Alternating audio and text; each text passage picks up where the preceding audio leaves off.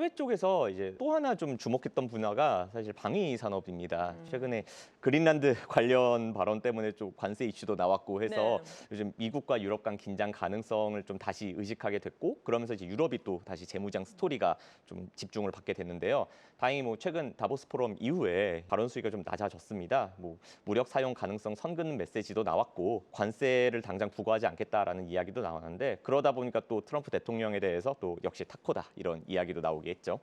그렇다고 해서 사실 이 이슈가 끝났다고 보기는 어렵다고 보니까 좀 이제 방위 산업이 좀 긴장감 강도에 따라서 좀 가격이 흔들리는 좀 전형적인 흐름을 보였습니다. 근데 이 과정에서 사실 좀 하나 특이한 게 있다면은, 방산 얘기할 때 미국 방산을 얘기를 하는데 네. 오히려 미국 방산이 좀 약세가 있었습니다. 이게 왜 그러냐면, 트럼프 대통령이 미국 방위 산업 기업들에 대해서 이제 배당금하고 이제 자사주 매입을 좀 금지하겠다라는 내용을 SNS 언급하면서 거기서 이제 미국 방산주들이 좀 조정을 받았었고요. 그래서 유럽이 아무래도 이제 AI나 빅테크 흐름에서 좀 비껴나 있었다 보니까 투자자분들 관심 멀어져 있었던 건 맞는데, 근데 지금 이제 유럽 내에서도 정부가 지출을 늘리고 또 재고 채우고 또 생산 역량을 복원해야 되는 과제가 쌓여 있는 만큼, 유럽 안에서도 이 섹터는 이제 자기만의 동력을 갖고 움직이는 좀 영역이다라고 볼 수 있을 것 같습니다. 국내 상장 ETF 중에 유럽 네. 방위 산업에 투자하는 상품은 두 가지가 있습니다. 그래서 순자산총액 기준으로 보면은 에이스 유럽 방산 탑 10하고 이제 하나로 유럽 방산이 있는데요. 둘 다 이제 YTD 수익률 이제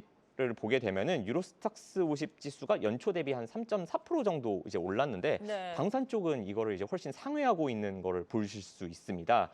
우선 이제 에이스 유럽 방산 탑 10은 이제 말 그대로 10개 종목에 집중하는 구조라서 상위 5개 종목 비중이 한 69% 정도로 높습니다. 반대로 이제 하나로 유럽 방산 경우에는 이제 21개 종목이기 때문에 더 좀 넓게 담고 상위 5개 종목 비중이 좀 49%로 좀 더 분산이 되어 있는 편입니다. 그리고 종목 구성 방식도 조금은 차이가 있는데요. 근데 에이스 쪽은 이제 시가총액뿐만 아니라 방산 매출 비중 요소를 함께 반영해서 이제 종목을 좀 구성하는 방식이라서 방산 색깔이 좀 더 짙은 기업에 집중하는 편이 있고요.